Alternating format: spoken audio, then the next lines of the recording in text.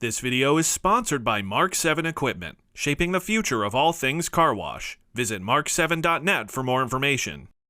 So welcome back to Unscripted, everyone, Carwash.com's video interview series that connects you with market leaders.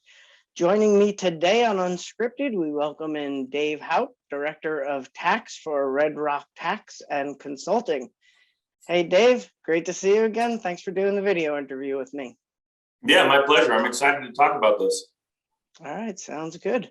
So, Dave, we're here to talk about how operators can utilize a 1031 exchange, and what better place to start the interview than with a logical question, right? So, what is a 1031 exchange?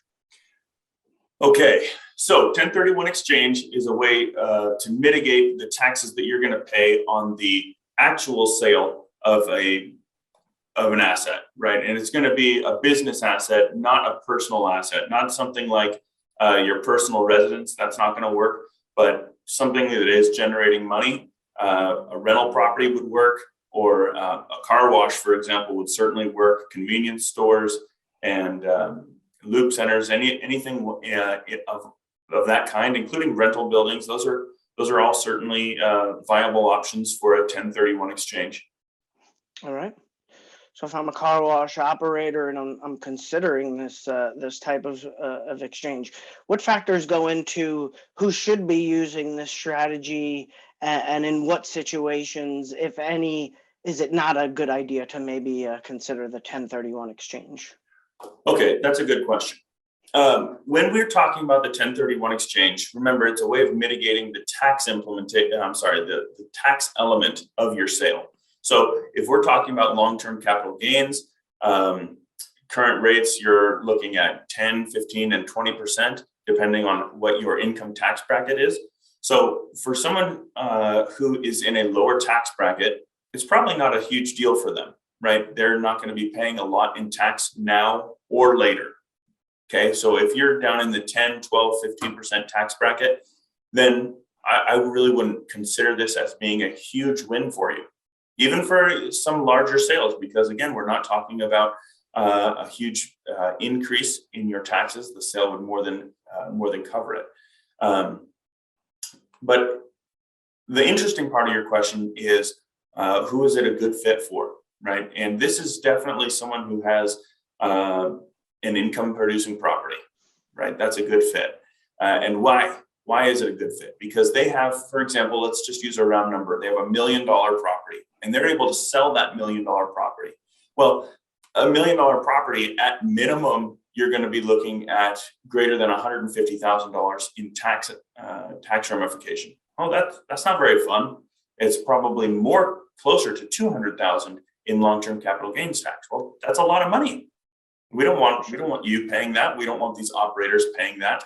Especially on something that they've worked so hard to create and that's gone up in value as they've been continuing to maintain. So it's a great fit for someone who's going to sell this property and still anticipates working, right? They want to roll this money, say, sell it, they get $1 million, and they want to buy a property that's maybe $1.5 million or $2 million property. Terrific. All right, this is a good fit. This is something that we can make work for you. And again, if we're talking 10 million, then I can't say the sky's the limit, because typically there's a 200% max ceiling. So if we're saying you sold it for $10 million, then the properties that you replace it with can't be valued at greater than 20 million. But yeah, that is a rule, and we're going to be able to help you identify the properties that will maybe you want to maximize cash flow. Then you're going to be looking at probably car washes and things like that. Or maybe you're trying to maximize exposure to or protection from inflation. Then maybe some rental properties would be a better fit for you. Something that I'll bring up as well. Previously, there was a rule about being sufficiently similar, right? And there were all sorts of pieces in the Internal Revenue Code about how you can't trade roosters for hens, and you can't trade bulls for cows, and things like that, right? So that's now gone. That's not really going to be an element in the 1031 exchange for most of your operators. We should be able to get them from whatever property they currently have into what they really want, or what's on the radar for them in the future. Okay. You mentioned a little bit of this in the first response there, but when looking at the specific property types, which property types qualify and then which property types do not qualify for this 1031 exchange? Okay, so the ones that are going to qualify are commercial properties, things that have some kind of income producing element, whether it's hotels, rental properties, car washes, parking lots, all sorts of things like this. There's a great way to charge a fee and make some money on them. And that can happen on any one of these things. Again, car washes, lube centers, anyone in those with those kind of properties and assets is going to benefit. And this also doesn't have to only be with properties. It could also be with maybe your operator owns a car wash or a property, and the property has a car wash on it. And maybe they have the ability to retain their property, right? The dirt, but they want that car wash building out of there. Well, a lot of them can be kind of parceled out. They can be moved and they can sell that. And maybe they've got $1 million tunnel. Great. Or maybe they've got $2 $1 million tunnels. Terrific. And we can roll that into the purchase and or acquisition of another property without them having to manifest a capital gain. So that's something to consider as well. Then something that wouldn't work would be something that's primarily used for personal. So whether that's one of your vacation properties, a primary residence, a pleasure craft, a pleasure boat that mostly just you use, those things are just not going to work. They wouldn't pass muster with the IRS. So. Okay. All right, sounds good. So before operators go down this path of looking into a 1031 exchange, are there any time requirements or limitations, penalties, and so on that operators need to know before completing this 1031 exchange? Yeah. You should know this just to get started. The 1031 exchange was introduced to the Internal Revenue Code back in the year 1921. Okay, and since 1921, the rules have been the same. You have, after the sale of your primary property, you have 45 days to identify the new property that you will be investing in. That's how long you get. You get 45 days. Following that 45 day, you have 180 days, but it's not added on after the 45 days. From the sale date, the clock is ticking and you have to identify the property within 45 days. And from that same sale date, you have 180 days to close escrow and have the property be 100% yours. So those rules have not changed. Something else I wanted to bring up is that just because you have a property and you're selling this property doesn't mean that you necessarily have to acquire a new property. And there are times when an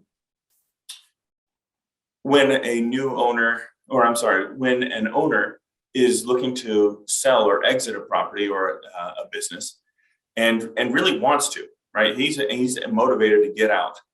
And maybe it's been 44 days and he has not found the right property for him. There is something called a Delaware Statutory Trust. And you really need a specialist to work on this with you, but luckily I'm connected with a specialist. These guys are able to get you into a qualified 1031 exchange with the Delaware Statutory Trust, which isn't specifically one property that you invest maybe $1 million into. Instead, it would be kind of like a REIT or a real estate investment trust where they're going to put pieces of other elements into this Delaware Statutory Trust, and you're able to buy kind of shares of that Delaware Statutory Trust, which I can call a DST. For people who are in the know, they can call it a DST. And so that gives you an alternative. Right? You might be thinking, geez, what am I going to do? I haven't found the other property yet. You're like, or maybe I'm moving, right? I'm moving from, say, Ohio, and I'm going to move down to Tennessee. And I don't want to try to maintain a property or a business up in Ohio. I want to have one down in Tennessee. Okay, but you haven't been able to find one. Well, let's find something that's going to help you in the meantime. So I would say maybe back to the question about timeline, right? The 45-day, 180-day. Before you do that, you got to talk to someone like myself, an advisor that's going to help you identify what your potential tax picture looks like. Should you sell this and manifest the whole gain now versus utilizing a 1031 exchange and seeing, wow, this is going to save me $185,000. I think it's a good idea for me to do this now. And then still, before you sell your property, you're going to start with the advisor, then you're going to make sure you find a qualified intermediary, right? And qualified doesn't mean qualified because he knows about your field specifically. It's more qualified because he is licensed to do a 1031 exchange.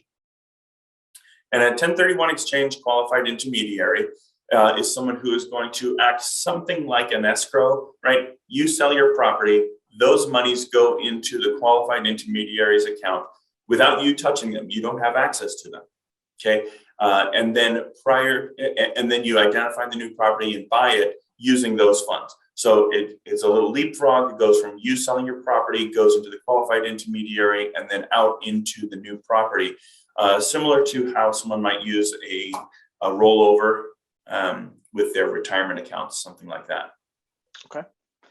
Now for that, just to follow up on that response there, the DST, there are no regional exceptions or anything that go into that. Are there any regional considerations? Would a New York operator, for instance, have any special considerations versus a California operator when looking to do a 1031 exchange? Yeah, that's a fair question. Specifically regarding a Delaware statutory trust investment, no. You could certainly do that from any place. It's covers the whole country, including Alaska and Hawaii. So no, those are certainly available to you, regardless of which state you reside in, which is nice because it does give you kind of a catch-all, gives you a kind of a backstop in case you're not able to find what you're looking for.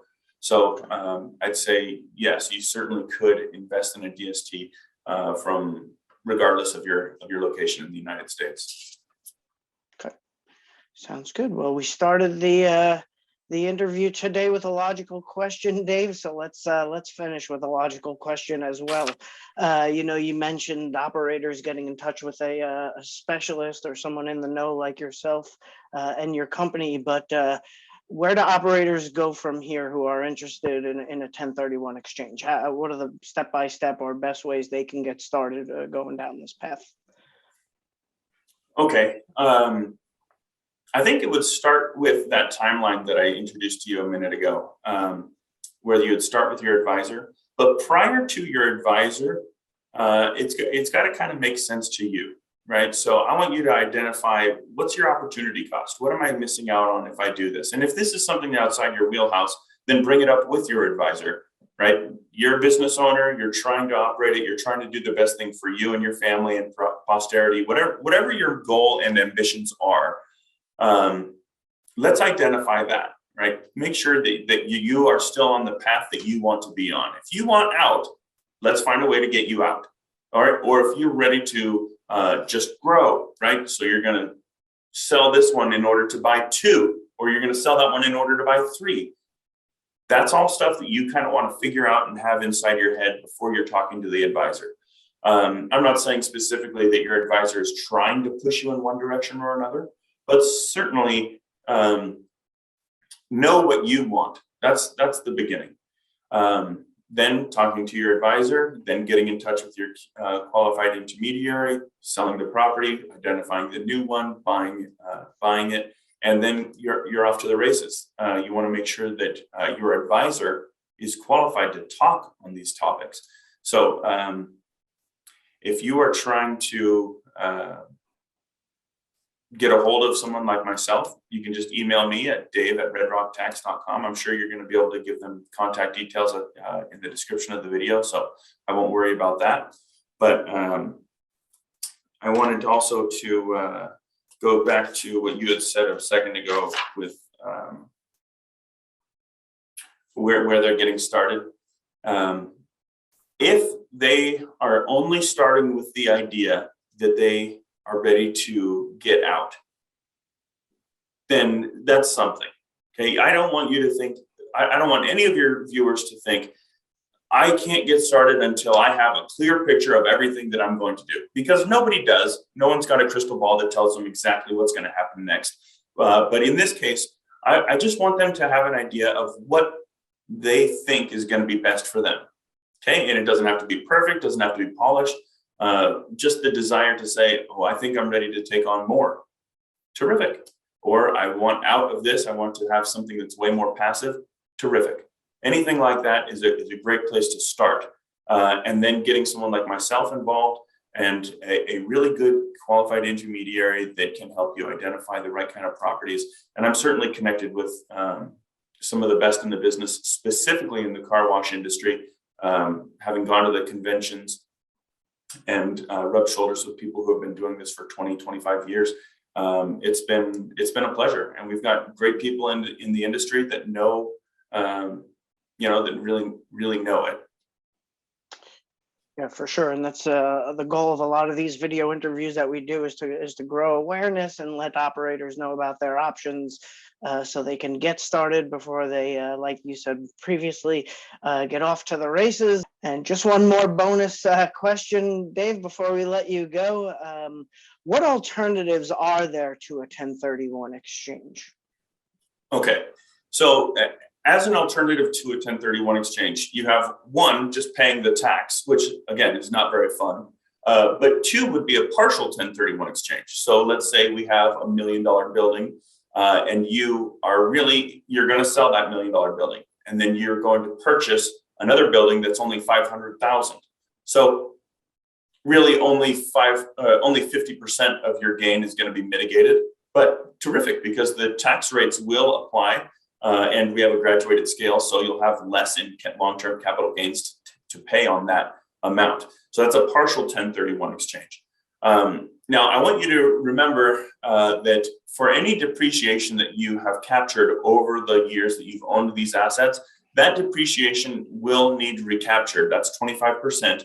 That will need to be recaptured in the tax year that it happens. So whatever valuation you have, say you have $1 million building, and you have 100,000 of depreciation already. So then you're going to have a 25K recapture of that depreciation that you've claimed so far. So that's something else to consider. And that's going to happen whether you do a partial or a full 1031 exchange.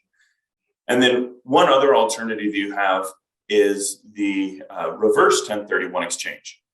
So you can think of this as a way to maybe increase or leverage your way into the new property, or you can think of it as a more cautious way, but it really has everything to do with the owner. The reverse 1031 exchange is where you purchase the new property prior to the sale of the old property. The timeline shifts a little bit, but that same 180 days is still certainly concrete.